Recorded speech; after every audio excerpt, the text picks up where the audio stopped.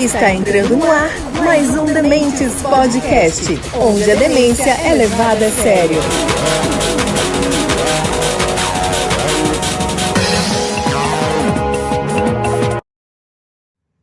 Fala galera, tudo bem com vocês? Está começando mais um Duas Vistas, um ponto, o quadro do Demente Podcast em que a gente traz pessoas com visões diferentes, até antagônicas, para falar sobre o mesmo tema. Lembrando que uma pessoa não sabe a resposta da outra até o programa ir ao ar, tá certo? Como vocês podem ver aí, a gente vai fazer a segunda parte hoje do confronto entre o Alexandre e o Velk. Eles já se encontraram aqui uma vez e hoje vão ter o jogo da volta. Dá uma sacada aí, depois do papo eu volto.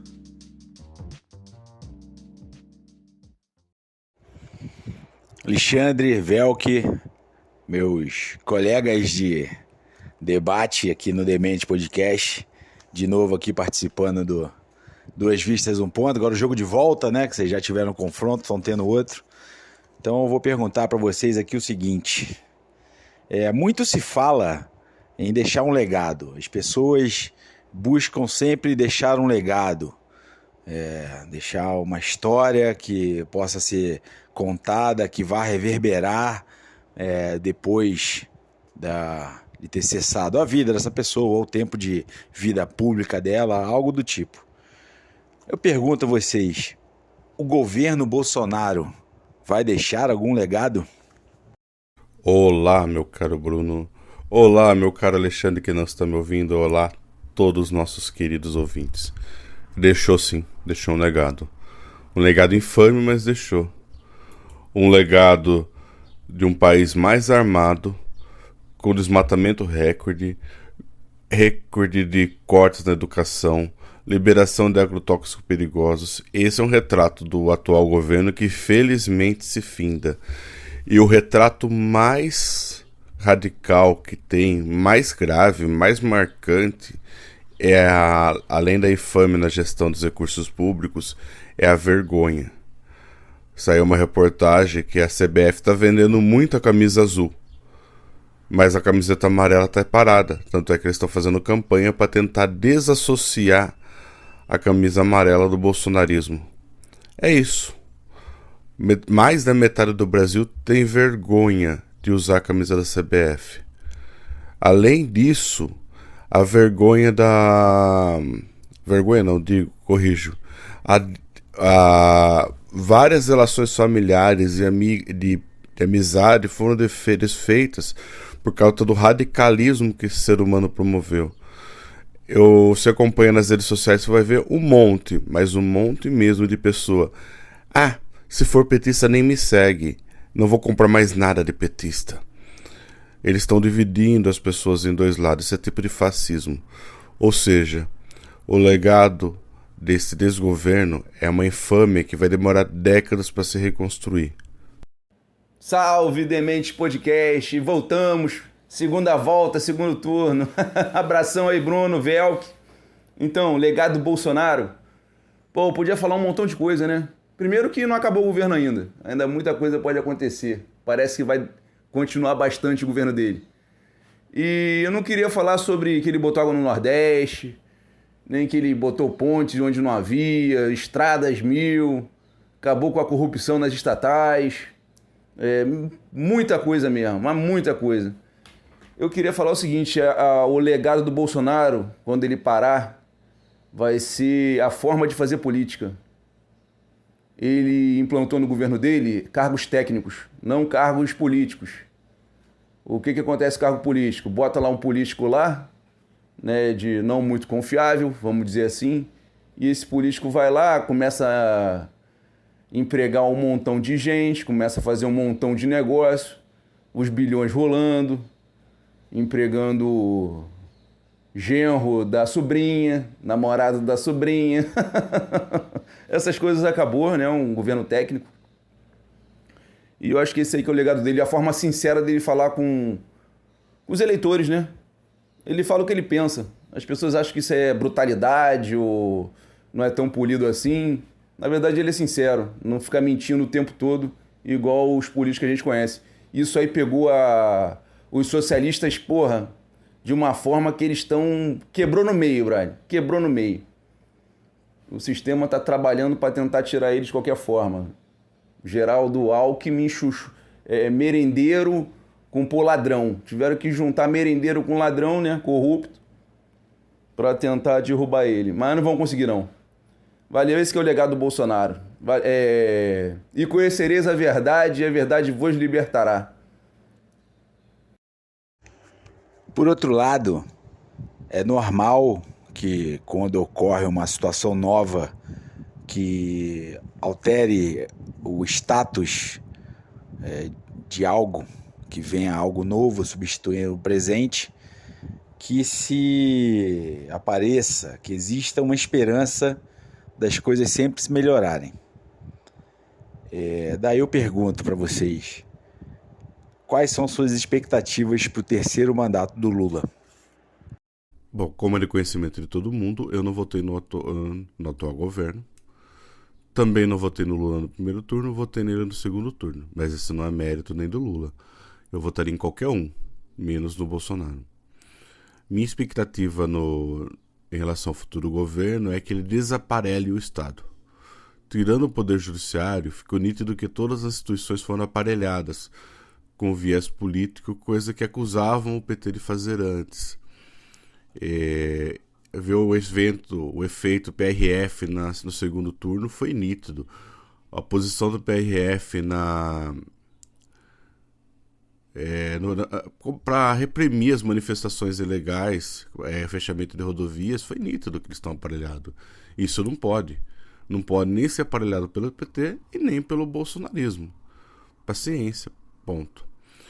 Então a esperança minha é que ele acabe com esse aparelhamento, não faça grandes reformas, porque ele não vai ter votação suficiente para isso, e aos poucos tente moralizar. Ou seja, eu espero que ele faça um governo de transição para que no próximo ciclo eleitoral a gente possa escolher o melhor governo para o Brasil e não escolher de quem nós vamos nos livrar.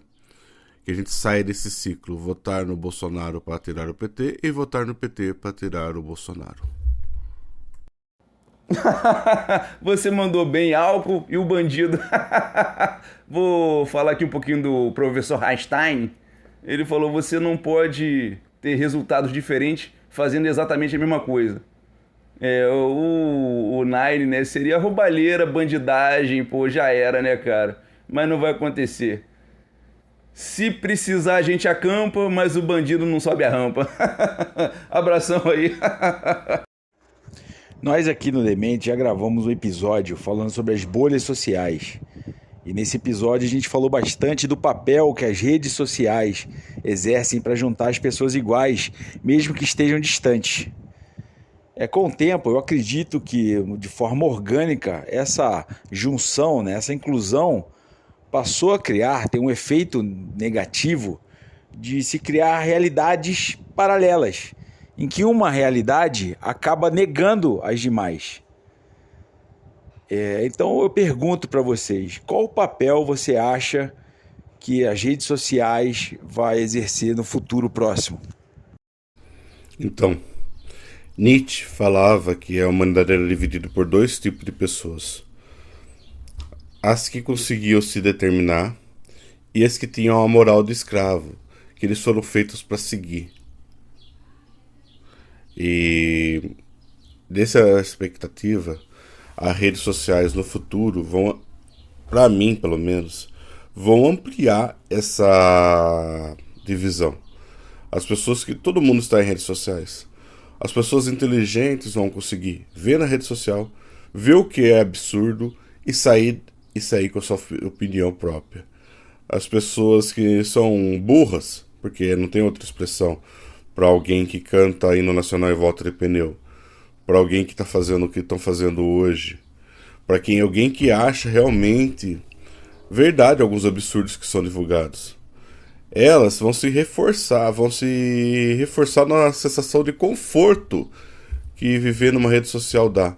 Porque no mundo paralelo que esse aglomeramento de pessoas pensando, entre parênteses, porque elas não pensam iguais, elas vão se sentir confortáveis.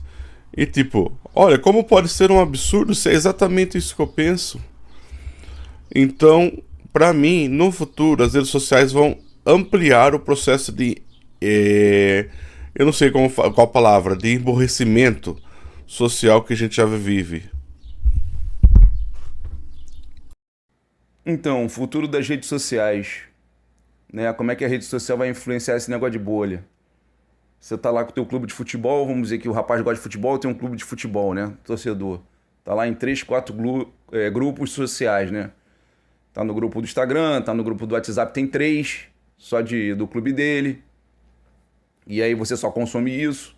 As redes sociais são de graça, né? Ninguém paga pra ter rede social. Só que elas têm dono. Você não sabe o que o dono tá fazendo com as suas postagens. Não sei se eles fazem alguma coisa ou não fazem, mas tá lá, fica gravado. Eu não sei quem que paga isso, né? E a gente fala o que a gente quiser, cara. E o dono lá só, pô, maravilha, fala mais aí. Mas de forma sociedade ajudou bastante, né, cara? Descentralizou o meio de informação. Antigamente, pô, saía lá no domingo à noite, era lei, pô, a verdade máxima. Hoje em dia tá diferente. Pessoas que tinham, pô, maior moral na rua, não podem nem andar na rua. Mudou um pouquinho isso aí. Vamos ver o que vai ser o futuro. Não sei se vai melhorar ou vai piorar. O futuro a Deus pertence. Valeu. Nas últimas eleições, figuras públicas perderam força, ao ponto que outras ganharam força. Projetando um futuro, vamos lá, 2026. O que a gente pode esperar? Mais do mesmo? Ou seja, um round de desempate entre Lula e Bolsonaro? Ou a gente pode esperar que surjam novas lideranças que vão enterrar de vez essas duas figuras na história? Então, minha análise que eu faço agora é mais de uma torcida do que de fato real. O que eu sei é, a próxima eleição Lula vai estar bem idoso e vai estar com a biografia restaurada. Ele é o metalúrgico, que virou sindicalista, que virou político, que virou presidente, que foi preso e conseguiu provar que a prisão dele foi ilegal e voltou a ser presidente. O juiz que o prendeu abriu mão de uma carreira na magistratura para se tornar ministro de quem se beneficiou com a prisão do cara. E depois virou senador apoiando o ex-detrator. Ou seja, ele restaurou a biografia dele. Por conta da idade, por conta disso tudo, eu acredito que ele não vai tentar se reeleger nos próximos ciclos. E Simone Tebet, quem está do lado dele pode herdar um bom governo ou pagar a conta por um mau governo dele, não sei. Mas abre, de fato, para mim, o Lula vai abrir espaço para uma nova geração. Não sei o que vai acontecer a partir desse momento. Em relação ao Bolsonaro, eu tenho comigo que ele tem uma forte chance de ou estar inelegível ou não estar no Brasil. Mas isso não impede que uma pessoa com o mesmo sobrenome ou alguém que compartilhe alguns ideais tenta usufruir do patrimônio eleitoral que ele acumulou. E até porque, na minha modesta opinião, o bolsonarismo hoje é maior que o Bolsonaro. Então pode ser que esse espectro, esse patrimônio que ele acumulou nos últimos anos seja herdado por alguém, sim. Veremos. Acho que tudo vai depender muito do desempenho do novo governo. Então, 2026 está muito longe. Isso a gente vai resolver agora. Não vai esperar 2026, não. Vamos resolver isso em novembro ou dezembro. Ou o governo do Bolsonaro tira ele agora, ou ele entra e fica aí para sempre. Aí acabou, cara. Aí não tem jeito. Vai ser governo à base de decreto. E aí o judiciário vai lá, confirma tudo. Com o Bolsonaro não. Tudo que ele fazia, opa, proibido, não pode. Até na campanha foi uma coisa horrorosa, né? A ministra chegou, não, o Lula pode sim falar que o outro é genocida. Não, o Bolsonaro não pode mostrar a imagem da ONU, não pode mostrar a imagem do 7 de setembro, não pode mostrar, não pode mostrar nada. Quer dizer, a eleição foi assim, radiolão, não é, cara? É uma coisa absurda, assim. E as caixinhas mágicas que está dando o maior problema do mundo agora, 2026 vai ser resolvido agora. O TSE não aceitou nenhuma sugestão de ninguém. Eu vou recitar aqui o cérebro Mr. Catra. No Brasil, tudo dá errado, menos a caixinha mágica. A caixinha mágica funciona, né? No Japão não funciona, é papel. Nos Estados Unidos não funciona, é papel. Lá eles têm NASA, bro. Lá eles mandam gente pra Lua. Lá é no papel. A Alemanha no papel, a Holanda a cédula é o tamanho de um jornal, mas no Brasil a cédula funciona, no botão também funciona. É isso aí, eu tenho que acreditar nisso aí. No Brasil essa urna eletrônica aí funciona com a beleza. Não pode ser contestada, a gente não pode contestar não. Vamos ver o que vai resolver aí. Valeu. Temos uma Copa do Mundo adiante, poucos dias. Antigamente, as pessoas se identificavam nestes momentos, havia uma união em torno da seleção brasileira. Lógico que a relação entre o povo e a seleção mudou. Jogadores quase não jogam mais no Brasil e a seleção idem. Considerando isso e o momento em que vivemos com essa polaridade, a Copa do Mundo perdeu o poder de nos unir? E ao contrário, ela aparentemente tem potencial para nos separar mais ainda?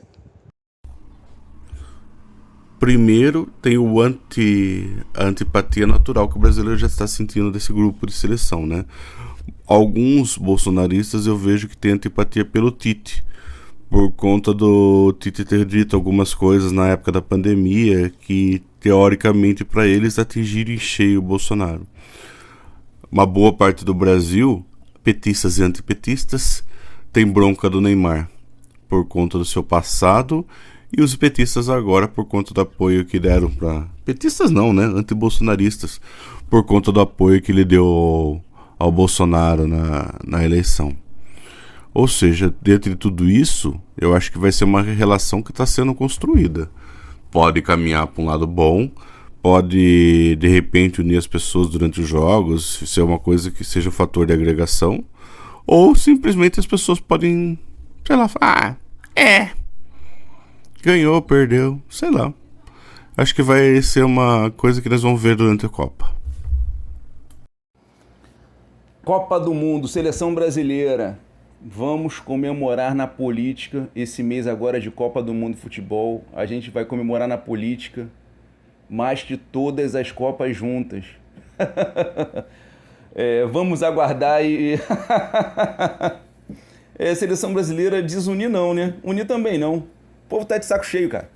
Ninguém tá lá vendo o jogo na televisão, o Diego tá lá na porta do quartel, porra. Seleção brasileira. Seleção do empresário, cara, que a gente não sabe quem é. Pô. Vamos lá, vai dar certo, vai dar certo. Estamos vivendo uma animosidade da população contra inúmeras pessoas públicas. Políticos e ministros do STF têm sofrido bastante, como a gente pode ver rotineiramente nos noticiários. Entretanto, artistas e desportistas têm sofrido perseguições também, boicote, quanto suas manifestações político-partidárias, sejam virtuais ou reais. Essas pessoas, uns ignoram, outros respondem de forma brusca, alguns outros ainda saem correndo atrás das pessoas com uma arma em punho. O que acontece? Cobrar, questionar é salutar, é democrático. Mas eu pergunto para vocês, as pessoas sabem cobrar? Elas sabem questionar? Elas têm um discernimento para saber que acusam um outro lado de praticar exatamente o que o lado que ela defende faz? Bom, eu vou começar cometendo talvez uma injustiça. Para mim, o pessoal que apoia o Bolsonaro costuma fazer isso na rua. Começa a tentar constranger as pessoas na rua, enquanto os petistas ou antibolsonaristas, escolha o termo que você quiser, costumam fazer isso em redes sociais. Ponto. E também o pessoal que apoia o Bolsonaro faz isso em redes sociais também. Mas não existe eu nunca vi um vídeo de uma pessoa assintosamente pressionando um bolsonarista por conta do voto dele. Tem aquele da Carla Zambelli, e foi... Acho que só... Não, pra falar que eu nunca fui visto, eu vi o vídeo da Carla Zambelli. Mas a questão é... Eu considero isso um comportamento infantil, tá? O espaço público para você questionar a política não é aquele. Aquele, às vezes, ele tá naquele momento de lazer, coisa e tal, e tem que ser respeitado. O espaço para você mudar políticas públicas é no voto. E é aí que temos que tratar.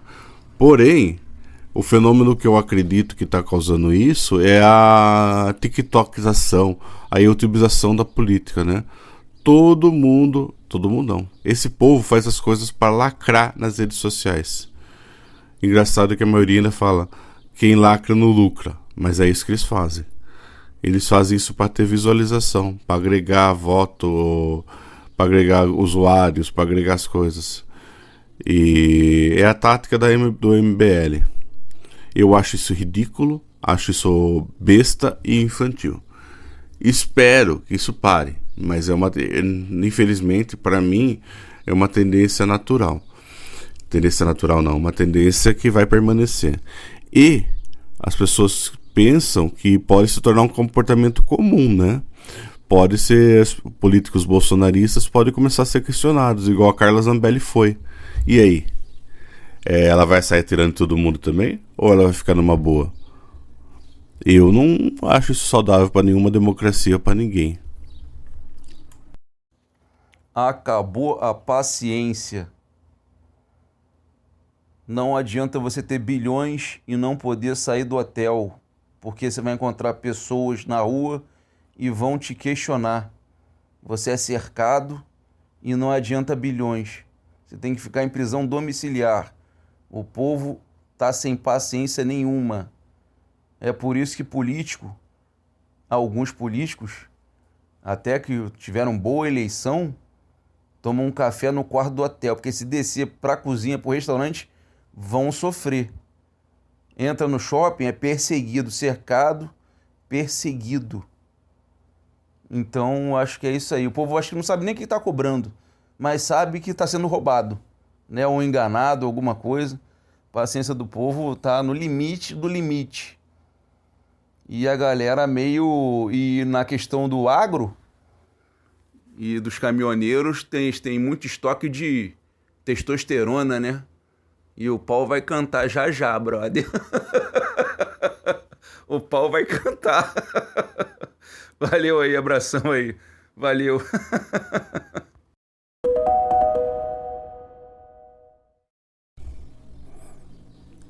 Para encerrar, eu gostaria de agradecer mais essa oportunidade de estar aqui. Eu gosto muito de falar, gosto muito da sensação de ser ouvido. Às vezes a gente fica ouvindo também algum fantástico mundo dos coleguinhas, mas faz parte. Até para você pensar que não existe só a sua verdade, né? Por mais absurda que seja, existe a verdade dos colegas. Enfim, agradeço a todos pela paciência, pela oportunidade. Valeu! Então, perceberam aí que a opinião aqui é democracia, né? A opinião do Véu que é completamente diferente da minha. Outro raciocínio, outro mundo. Dimensão paralela completamente diferente. E democracia, Demente Podcast e democracia. Obrigado aí, Velk. Valeu. Valeu, Bruno. Mandou bem pra caramba. As perguntas foram boas. E a audiência, né, cara? Você que tá ouvindo a gente aí, tá escutando até agora. Grande abraço aí. Vamos esperar o melhor aí pro nosso país, né?